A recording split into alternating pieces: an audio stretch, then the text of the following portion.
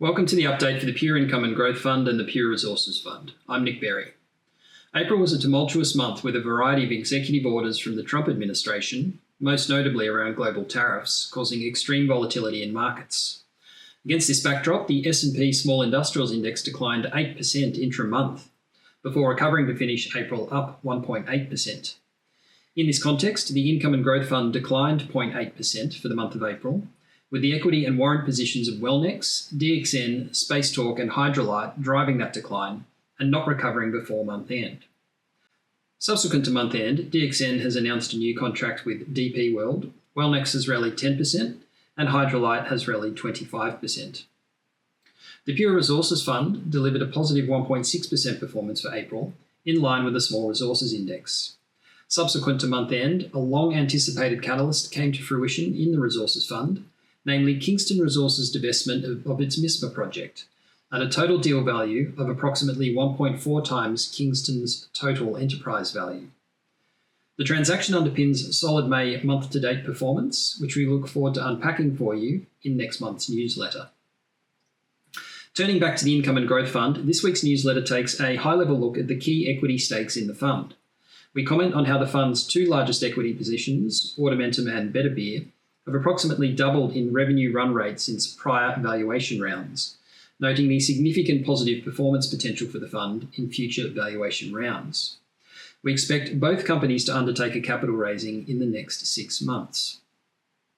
We also comment on the top 6 listed equity positions in the portfolio, across which we have managed to accumulate between 9 to 29% equity stakes at cyclically low valuations. Collectively, these companies and our stakes, carried at $10.5 million value in aggregate, are the equivalent of an approximately 16% shareholding in a $90 million revenue per annum company, growing 25% top line, break-even bottom line, and trading at approximately 0.7 times revenue. In our view, and we're cognizant of sounding like a broken record on this point, this represents exceptional value for growth stocks. The continued M&A interest in the portfolio would suggest so as well. Turning now to resources, and while not strictly an April event, the magnitude of the news warrants comment this month. New South Wales gold miner Kingston has sold its PNG project to Octedi Mining for a total consideration of $95 million. This comprises $50 million in upfront cash, 2 contingency payments totaling $20 million, plus a royalty that can be bought out by the company for $25 million.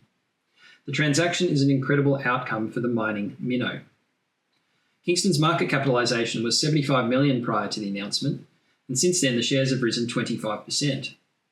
If the deal closes as expected in the coming months, our loan will be repaid, and we'd expect further upside in the shares, as the company would have approximately $50 million cash, plus $45 million of contingent cash, and a core business in New South Wales, which is a profitable and growing gold mine. We'll unpack the transaction in next month's newsletter in greater detail, but it's a terrific outcome for the fund, which owns approximately 10% of Kingston's listed equity. Finally, key position Comet Ridge made solid progress during the month, advancing important work streams in relation to the Mahalo JV feed study, pipe connection, and advancing Mahalo East pilot well testing. We invite you to take a look at the newsletter for further information. Thanks for watching, and we'll see you next month.